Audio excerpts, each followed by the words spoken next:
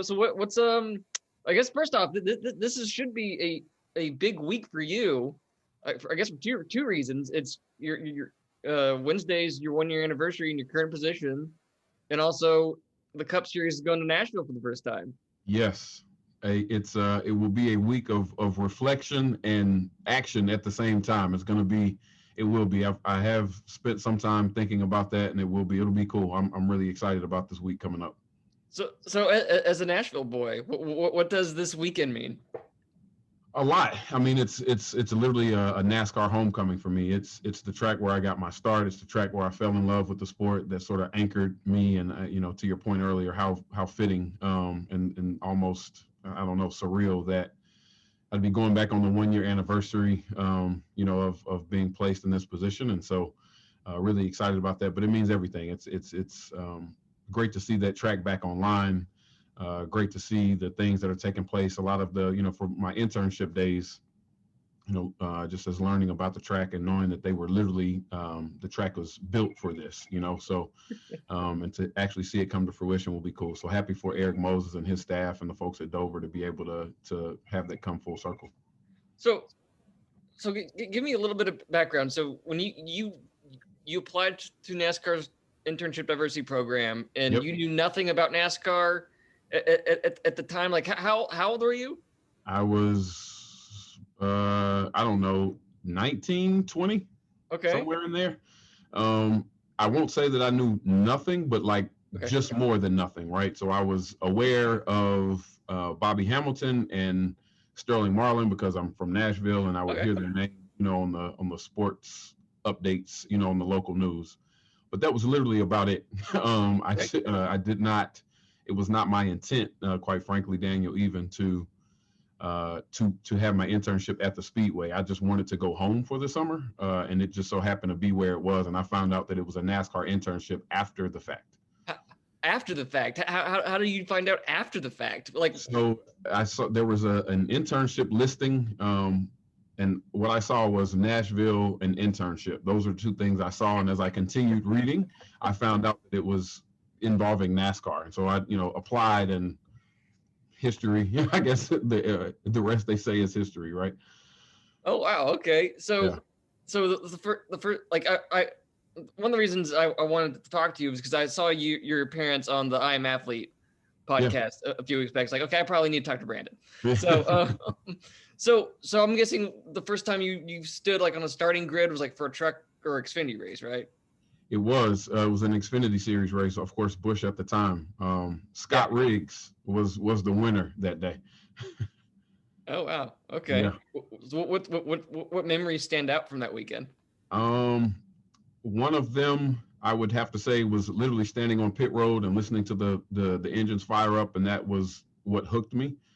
I remember the guitar in victory lane. I remember Scott Riggs and his Nesquik car in that Ford pulling into victory lane. So those are some of the highlights. One of the other highlights from my internship broadly, I'm not sure that it was the same day or same race weekend, but was me standing at the exit of turn 4 waiting for representatives who had won some sweepstakes and promotions that we had going on at the track at the time. Were supposed to meet at the exit of turn 4 to commence with their pre-race ceremonies and obligations while it was raining, and me not realizing that there was not going to be any of that because we didn't race in the rain. So to the point of me not knowing anything about that, I was just an eager intern wanting to be at the place that I had been assigned at the right time. So I guess before this internship, what was Brandon Thompson wanting to go to school for? What was your original career path that you thought was going to be the case? I had actually accepted a job in Target's management training program. So I was a business administration and marketing major. And so prior to NASCAR calling, I had accepted a position to be a store manager at Target. Okay. Yeah. That's a very different path. Very much so. So what's your family background? What did your parents do? My dad was a lifelong educator, so he was a PE teacher starting his career and ultimately retired as the assistant superintendent for Nashville Public Schools, and my mom's a nurse. Okay, Yep. so describe the conversation where you're like, okay, hey mom, hey dad, so this is happening. I'm not going to be a Target store manager. I'm going into NASCAR. What was that like? Yeah, it was interesting because again, just sort of the synergies here. Like I said, I already accepted that position. I crossed the stage of my college graduation when I got the call from NASCAR HR offering me the job. I don't know that they did that on purpose, but I did think that that was quite ironic. And so I remember being really excited about obviously having graduated college, and there was a family function, a graduation party that was planned later, and I kind of walked in with this like dazed and confused sort of state, and ultimately ended up huddling with my parents and one of my uncles and kind of told them what happened. And so they were like, okay, so what are you going to do? And I didn't know. And I got some really good advice from my uncle, which I always appreciate. Is he said, hey, do you think that it's more likely if it doesn't work out at NASCAR that you can go back and work at Target, or that if it doesn't work out at Target that you can go back and work for NASCAR? And I was like, yeah, I get that. Thanks for saying it that way. And so off to NASCAR I went. Wow. So what was your actual first full-time position? I worked in the series operations department. Okay. In Daytona Beach. Okay, cool. And so flash forward 2020 and you're in charge of like the touring series for the most part. So, yeah. Okay. So, I mean, part of this, this series that I wrote is about 1 year since the banning of the Confederate flag and all that, and where NASCAR is a year later, because last June, a lot happened. Yes, sir. Between June 1st and June 10th.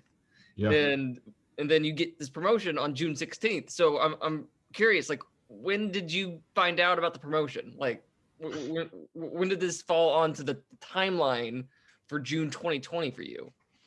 Yeah, so I was actually when the news broke of my appointment, I was actually standing in the dyno room in our R&D center because we were doing some things and following up on some studies that we were doing about engine parity for the ARCA series at the time. And so okay. I'm literally standing in the engine dyno room when my phone starts going off with all the congratulatory messages and things like that. And so I say all that, Daniel, just to say that I was very much so like still entrenched with my other job at the time. But it was a really exciting time. I knew that I've always tried to take the approach that whatever I'm doing, I've been very fortunate and blessed to have worked obviously in a lot of different areas of our business and the company. And whatever I was doing at the time was really the most important. And so I thought it was fitting that, as things were evolving with us as a company, that I was sort of, it needed about a half a day to get, to close out everything I was doing on the touring side in order to be able to start at least somewhat fresh, on the D&I side. But really excited about the steps and the progress that we've made in that time frame. But looking back on that day, it was definitely an exciting time. So surely when your phone's blowing up about the promotion, that's not when you discovered you're getting promoted. So surely there was a conversation you had with someone. Hey, do you want? Oh, certainly. Yeah, a couple of days before, we weren't exactly sure, when everything was going to be announced. But I think maybe a couple of days before, we had sort of aligned on, my actual official accepting of that. But like I said, until it was official and things were out, I was all in on the ARCA piece. Okay, so was this promotion like a product of everything that was going on in June, or was this something that like was in the works for a little bit? It had definitely been in the works, and not necessarily with me as the person. But if I'm not mistaken, the first time I knew about this, and of course our executive leadership team may have known about this, probably did prior to, but the first time I heard of this, Daniel, was December 2018. So it had been in the works for quite some time. And so I'm really glad that you asked that question, because that's one of the things that I try to dispel whenever that comes up, is that this was actually not a knee-jerk reaction. To everything that was going on. Obviously, I think it became became of greater importance, obviously, given everything that was going on last year. But this was not at all a knee-jerk reaction. And regardless of who was going to be in this position, It had been in the works for some time, and the discussions again amongst our executive leadership team that an officer level position in this space was needed. Okay, so like when Pete sent me over some documents, like with a timeline of like stuff, and like June 16th, your promotion was announced. Like, wow, that's Yeah. Okay. So Yeah. I'm glad I figured that out. Yeah. So just like you're still entrenched in the touring series stuff at that time. So just take me back to early June, like with everything that's going around in the country in the wake of the George Floyd stuff. What was it like for you as a black man in that first week of June? What was that like for you? Yeah, it was heavy. But one of the things I continue to, and I did then, and even looking back now, a year later, praise our executive leadership team for was, how they, in particular, handled that situation. I mean, there were a lot of conversations, that even led up to June, right? But really taking the time to hear from our employees. That early June was really the first meeting of what we now call our Employee Diversity Council. Okay. With our executive ally council sort of coming together, and they obviously did not have names or official titles at that time. But that's, that was the start of those. And so really just an open exchange and dialogue. And what I loved about it was that it was not just black employees. It was a broad group of employees who were able to come together. So in other words, allies, people from, who may practice different religions, or people who may identify different, like whatever the case is, just a good group of, and a good subset across departments, across different identities across the company, to be able to come talk about their experiences. And that's really where, a lot of the discussion started about what we were going to do about the Confederate flag and just how we were going to handle these things moving forward. So open discussion and dialogue was really the key to a lot of it. So yeah, you mentioned that on the I Am Athlete podcast. Like I specifically wanted to talk about this. So that first meeting that was between June 1st and when Phelps gives the speech at Atlanta. So it's right in there. Yep. So like who orchestrated that meeting? Like who sent out like the first email saying we need to do this kind of meeting? Who did that? Yeah, I won't recall exactly who sent that out. But I know that there was a lot of discussion amongst whether it's Steve Phelps, Steve O'Donnell, at the time, those two in particular kind of come to mind. But there are a lot of executives across the company. As you believe, HR was involved, and again, so I don't know exactly who it was that sent out the email, but just it was a group effort and a team lift for sure. So I'm guessing that this meeting took place over Zoom. It correct? Absolutely did. Yeah, I was sitting at my kitchen table.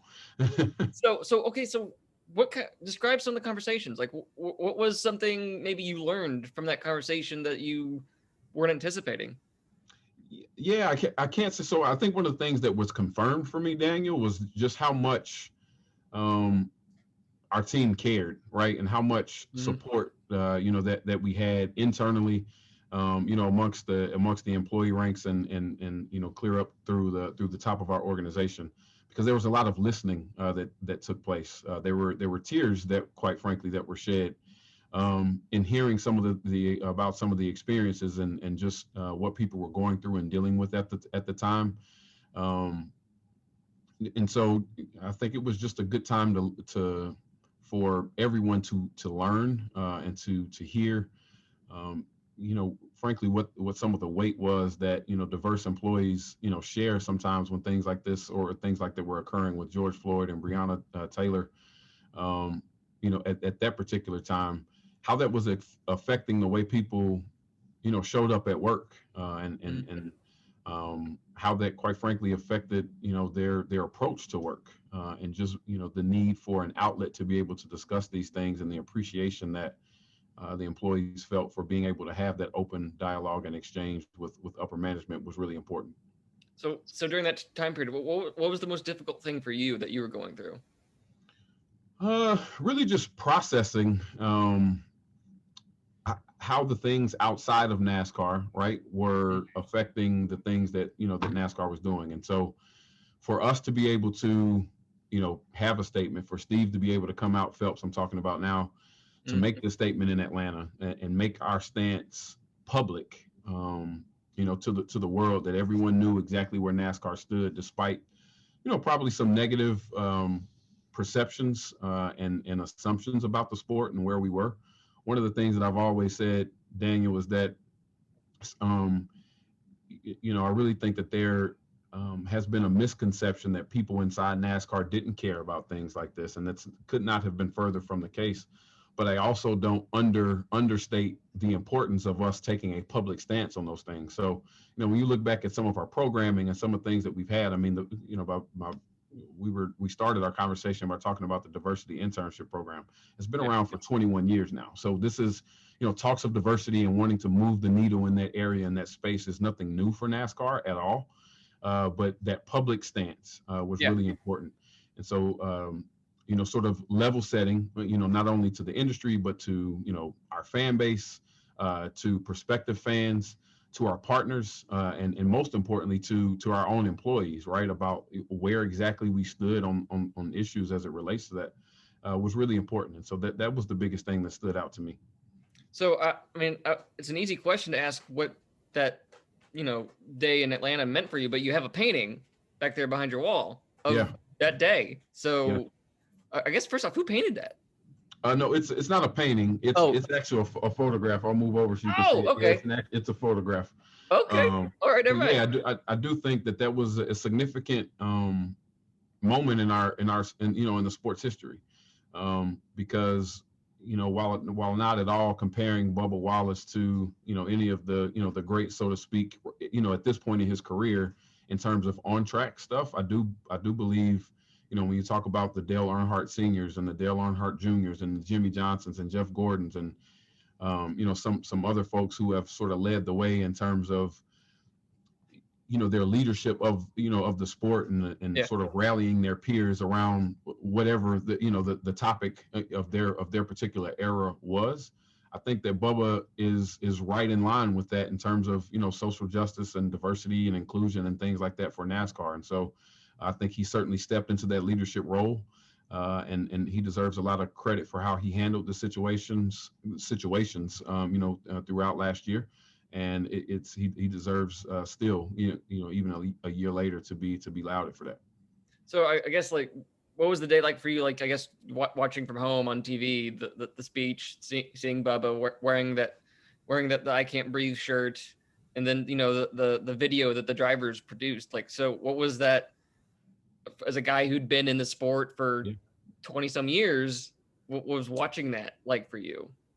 It was emotional, but it was also a day, quite frankly, Daniel, that I always felt like would come. When I say that, I don't know I didn't know, have in my head that this was exactly obviously how it was going to play out, but I never doubted, the sport's intentions, right? And even, sort of flashing forward a little bit, to Talladega, and I think that was the biggest display for anyone to have seen about where NASCAR stood, because it was not the executives, it wasn't the fans, it was the industry, it was car owners, it was pit crew members, it was other drivers, right, who rallied around Bubba to show support, for everything that had taken place. And so, I now kind of going back to Atlanta, I never doubted that was the character of the industry, and I knew that, and I think it was just great for the world to be able to see that.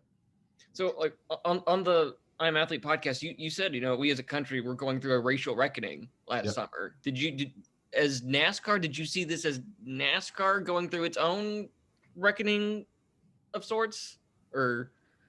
I think it was just a matter of us making our stance public, right? And I think that, so I don't know, I don't want to call that a society. Listen, and so to the extent that NASCAR is part of broader society, yes, it was a racial reckoning, but specific to NASCAR, no, I wouldn't call it that. But I do think it was just a time for us to again draw a line in the sand and make sure that everyone understood exactly where we as a sport and as a league stood on those types of issues. Okay. So flash forward to June 10th. NASCAR comes out with their announcement, a little bit late in the evening that the Confederate flag banned. So as a guy who grew up Tennessee, um, what were your thoughts towards the Confederate flag as a symbol, growing up and going into just last year? Yeah, I think it's it's a symbol of hate to a lot of folks, and I understand that there's debate around that, and some people will say that that's not exactly what it means, and that will leave the debates to the debaters, I guess. But um, our point was this: is that if that flag was a barrier to entry into the sport, why would we continue to allow it?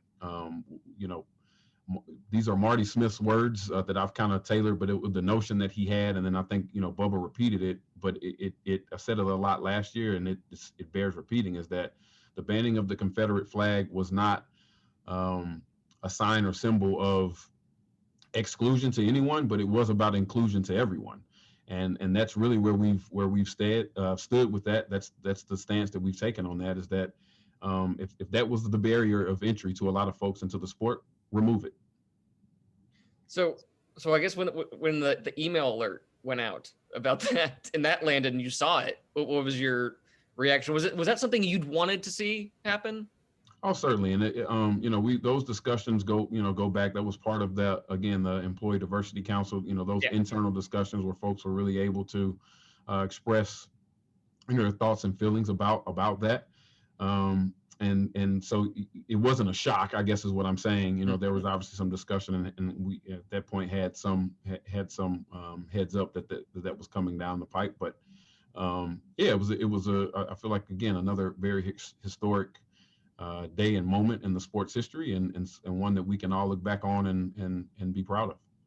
I mean, I only asked because I personally never thought that NASCAR would do that. And then, like I said, a lot happened in a 10-day window. Yeah. That led to it. So it's just, I mean, I really thought it wouldn't happen. So I'm really curious whether you ever thought it would. Daniel, I never doubted that it would happen. I didn't know when. I couldn't tell you the day and the time and all of that, but I never doubted that. I think one thing NASCAR has always been good about broadly, right, is evolution, and you can't stay stagnant. And so that goes back, that notion of being innovative and continuing to evolve, and those types of things literally go back to the very origins of the sport, from when they were founded. And so as we've gotten smarter in our business practices and how we approach things, all the way around, be that from a partnership standpoint, from an on-track standpoint, diversity, equity, inclusion, and social justice are no different. Mm-hmm. We've made strides continually over my time and tenure here, and that was, I never doubted that we would reach that day. And so, again, just happy to see it happen. Okay, so you finally get this new job on June 16th. So, like, what's your first official action? Like, okay, this is day one of my new job. What's the first thing you do as the VP of diversity and inclusion for NASCAR?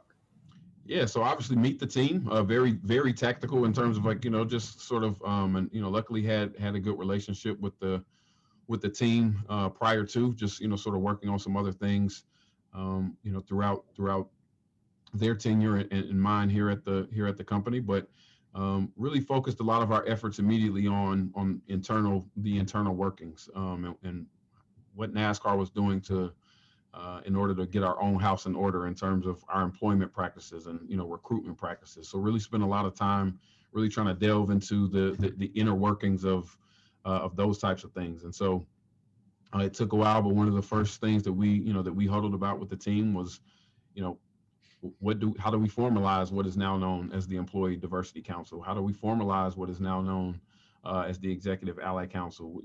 How do we start to form employee resource groups and those types of things? And that's really where we started. Was we wanted to make sure that NASCAR, first and foremost, as a company and an employer, had all of our ducks in the row, and that we were actually practicing what we were preaching more broadly. We certainly understand that we can't ask the industry to do things that we are not doing ourselves. And so just making sure, a lot of those policies were already in place, but just making sure that, that those things were continue to be in place, and that anything additional that needed to be added was there. So for the Employee Diversity Council, that's a quarterly thing. They meet once every quarter. correct? Yeah, roughly somewhere around there. Obviously, given race schedules and that, so it may Yeah. be a little quicker than a quarter, maybe a little longer in some cases. But generally, yeah, it's a quarterly meeting with that group. So since the first meeting in that first week of June last year, I guess just roughly a handful of times that you would have met. Like, how's the conversation evolved in the last year between that group? Where are you guys at right now? Yeah, in terms of that group, we're really still, quite frankly, Daniel, working on internal policies and procedures. So as a result, some of the things that have come out of that, we've now gotten four employee resource groups. Those being Black employee resource groups, Latinx, women, and LGBTQ plus. And so one of the things we talk about is, how do those things evolve, as a support system, and frankly, as places for allies to be able to learn and educate, crossing over into those things, some of the organizational partnerships that we announced earlier this year in terms of the Trevor Project. So, Yeah, with this yeah. being Pride Month, I think it's timely to bring up, and I think it's a great example when you ask sort of where are we, is that our alignment with the Trevor Project is directly going to affect the education in that space with the LGBTQ plus ERG, which is named Pride Plus, hosting an information session with the Trevor Project, right, just solely based on education and educating our employee base on the issues that are prevalent in the LGBTQ plus community. I think that's a great example. And so we're going to continue to drive change from those groups, to provide support for those groups, and really be a safe space for people to be able to come and confide. But also, how are we interacting with our executive leadership team is something that's also really, really important. And so just those conversations will continue to evolve as we continue to drive change internally. Another thing in the stuff that Pete sent me was stuff about the NASCAR Opinion Leader Initiative. Mm-hmm. Is that something that falls under your purview? Yes, So absolutely. So it seems very community outreach oriented and talking to people like near track. So explain to me a little bit what the goal of that is. yeah, so exposure, quite frankly, Daniel, in a word, the goal of the Opinion Leader program is to expose different demographics to the sport. And so be that, whether it's Black fans, women groups. So we've worked in the past with all types of organizations on that. Actually coming up this weekend in Nashville, partly through our partnership with the Boys and Girls Club. We've got students from two, I believe, throughout the course of the weekend, Boys and Girls Clubs that are attending the race. Okay. We've got folks from Tennessee State University who are slated to come out as well. So just really, it's about exposure and making sure that people are immersed in the sport, and to really just dispel some of the maybe negative connotations that people have. We really feel like our superpower is getting people to the racetrack. Sometimes it's a lot more difficult to get people to the racetrack the first time than it is the second. And so that's what the Opinion Leader program is all about, is getting people to the racetrack for the first time. So for me, in your opinion, what's the biggest hurdle that NASCAR faces, both internally and externally, with the goals you want to achieve as the VP of Diversity and Inclusion? What are you working the hardest against? I think it's the negative perceptions and connotations. It's really dispelling a lot of those, some of which are myths and rumors. And, to be fair, some of those things that have been, that have been earned over the course of history. And so we have to change the way that we're perceived, in the demographics that we seek to grow and expand to. Okay. So what's diversity? There's no like ultimate pie in the sky thing. Oh, we've accomplished diversity. It's always like going to be like a moving target to some degree. So like with that in mind, how do you approach your job on just a day-to-day basis, knowing you're never going to like cut the ribbon at the end of the marathon to a degree? Yeah, I think you're exactly right. We certainly view this, the notion of diversity, equity, and inclusion are all individual journeys and not destinations. To your point, there's no place to draw the line and say, okay, hey, we've arrived, we've made it. But I do think that there are, some things that we're working on and some metrics that we have that we can build ourselves to. So we know that we're always going to be judged as a sport by, you know, butts and seats and TV ratings and those types of things. And that's, that's what the opinion leader program is for. We know that we're going to be judged based on, how we're bringing folks into our own company and then industry-wide staffing, right? And so that's what the internship program is for. So we've got some tools and mechanisms in place. Obviously, even the on-track product, right, which is obviously the thing that's most fan-facing, Yeah. whether it's our pit crew development program or our drive for diversity program. We've seen those things bear fruit, and so we're going to continue down the path of those things that we know that are working and that are helping us achieve some of the metrics that we have, and that those are the things that we'll continue to push forward on. So what's been the biggest shift for you in going from being part of, in charge of the touring series to this? Because it's completely different, I would imagine wavelengths on some level for that you're operating on. What's been the biggest change for you in the last year? Biggest change, I would say probably having the shift away from being at track to being more, in some ways, more office based. So that's one of the things that that I really enjoy about the opinion leader program, is that that's our way out of the office, is to expose people to the sport. And so we're certainly keeping busy with that. But I think that's the biggest change, is obviously when you're dealing with the stuff in the touring series, it's very much track dependent in a lot of cases. You've got to be able to see and talk to the competitors, the car owners, your officials, and those sorts of things. And obviously leveraging and enforcing rules at the track and tech and all that sort of stuff. Yeah. Is very high touch in terms of the racetrack. Not having that, obviously due to COVID, but then just again, dealing, knowing that, a lot of our work is office based has probably been the biggest change. So what's it like for you when you go to family reunions and stuff, and everyone's sharing this is how my job's going lately? What's it like when you get asked about NASCAR at family functions? Yeah, to be honest, it comes up. I don't want to say that it doesn't come up, because it absolutely does. And so, people are generally aware because it's a, sort of a more of a public thing, right? So, hey, I saw that Bubba ran well the other day, or maybe Bubba didn't run so well. What's what's going on? Or, I heard you all made this announcement or that announcement. So it's more so focused on the things that people can read about and see.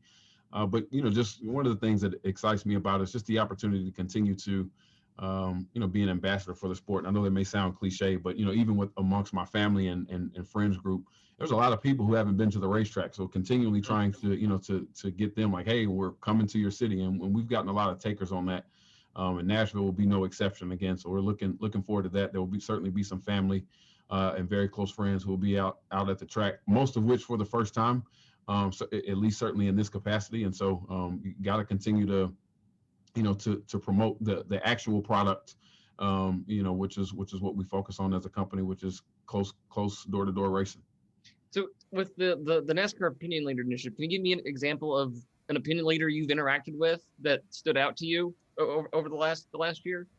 Yeah, we've and it runs the gamut. So everyone from whether it's hip hop artists, Big Crit, who came to Atlanta, but literally down to actual fans. And so again, the folks at the from the Boys and Girls Club and some of those groups that we're going to have out this weekend.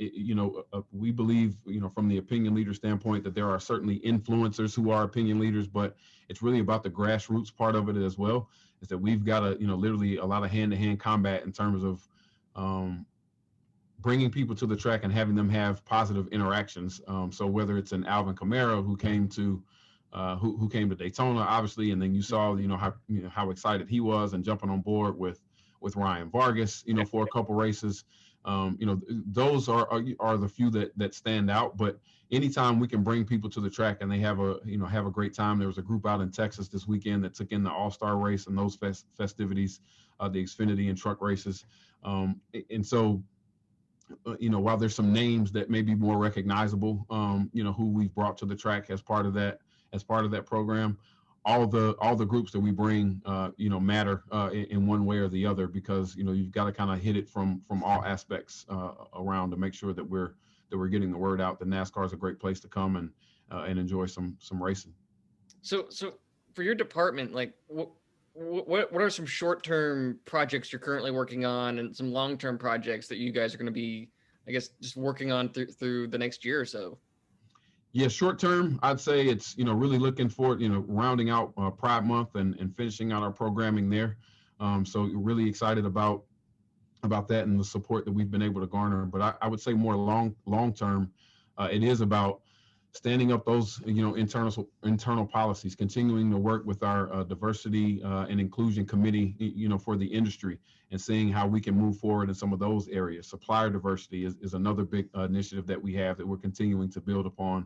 And so basically in all different aspects, there's a few different goals, but our internship program is in full swing now. They're in their second week, and so sort of depends on which area we're talking about. But short-term internship program, Pride Month, rounding those things out. More long-term initiatives, certainly a little bit more strategic in terms of our supplier diversity initiatives, some of our partnerships, and continuing to work really across the industry to push these issues to the forefront. Okay. So as a guy who didn't realize, back in the day that NASCAR couldn't run in the rain at Nashville, at what point did you feel like you had a really good grasp or understanding of NASCAR as a sport, but also just the culture around it? How long was it till you were comfortable with NASCAR as a whole, I guess? Yeah, it's a good question. Probably, I'd say the first level of comfort I probably achieved was after the first year and a half or two in the series operations department. The great part about that department is that you get to interact with so many different folks, from car owners to drivers to sponsors. You really start to learn a lot about the business from a lot of different aspects. Obviously, interacting with the tracks and things like that, so you get a sense of how the business works, sort of soup to nuts. But quite frankly, as we continue to evolve, there's always learnings that we can have, and so continuing to learn more, day to day. When you look at the advent of or the next gen car and all these things that we're even embarking upon, there's going to be another learning curve, even then. So exciting stuff. And that's the great thing about NASCAR, is that we're really passionate about what we do. The team is really passionate about what we do here, and there's always more to learn, and always areas to grow. So what's a day in your life like? What's your typical schedule for the VP of Diversity and Inclusion? It depends on the day. So there's interviews and calls like we're doing now, but earlier in the week, last week, before kind of taking a couple days off, was really just taking the time to kind of think and level set. Here we are, to your point, a year just about from the appointment. Sort of taking notes and reflecting on what things we've done well. What are areas that we still would like to grow and develop in. And then what does the remainder of this year and the first part of next year look like in terms of our strategy? And so just really a lot of, it's a good balance between the very tactical day-to-day things and travel and those sorts of things, with also balancing, how do we continue to look forward and sort of look down the line and how we like to see things evolve. Okay. And so I assume you're going to be at Nashville this weekend? I absolutely will be. Yep. All right. I'm too. It's the first race I'm covering since September 2019. So, oh, wow. Look forward to having you out. Yeah, I'm looking forward to it. So I'm definitely excited. It's been, almost 2 years. So I'm ready to be back at track. So sure. I think you said that you're going to have family members out there for the first time too? Yes. So what's the Brandon Thompson tour like? What are you going to do with your family at the track? Still a lot in planning for that, quite frankly, but hope to be able to get them down into the garage, a little bit, and kind of take them through there, show them around the facility. Again, it'll be a lot of their first times, a lot of them to be out, and really want to take them up to the grandstands and have them just be able to take that in from an actual fan standpoint. That's one of the things I'm really big on is. The first few times at track with me, there will be no suites or any of that. You got to be able to see it and feel it, smell it, smell it, all that, to get all the sensories involved and that. So they're all looking forward to it. And so, yeah, probably, hopefully a quick sweep through the garage to show them the cars and how all that stuff works, on the ground level, but then be able to actually take in the experience from the grandstands. So your kids, how into NASCAR are they? Getting there. My son's 4, and so he's been to a few races. We went to Martinsville earlier this year. He went to his first race actually at Myrtle Beach a couple years ago. So he's going to be at the track this weekend as well. So it'll be his first taste of staying at the track. So excited about that on Father's Day weekend. And so for us to be able to spend a little time and him, be able to see what Dad does a little bit, and just experience that community that is, the infield on a week to week basis is really exciting. I guess for my last question is like, so as a kid who was just interned at Nashville Superspeedway, 20 some odd years ago, if I had told you then that you'd be in this position that you are now, yeah, like what would you have responded to that? Like, what do you think your reaction would have been? I think I would have probably said something like, really? Not that I didn't believe or think that it could happen. But I've really taken the approach throughout my time and tenure in the industry to go all in on whatever the task was or whatever department I was in at that time.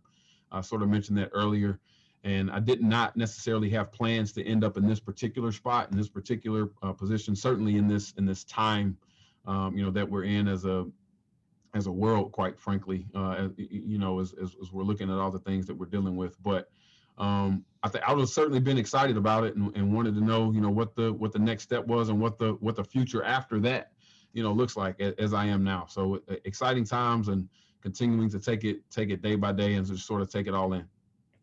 All right. Thank you, Brandon, for taking time out on your first day back from vacation to talk to me. I really appreciate it. So, and have fun this weekend. Maybe I'll get to say hi to you in the garage at some For point. sure. Looking forward to it. Thanks, Daniel. Thank you. Have a great day.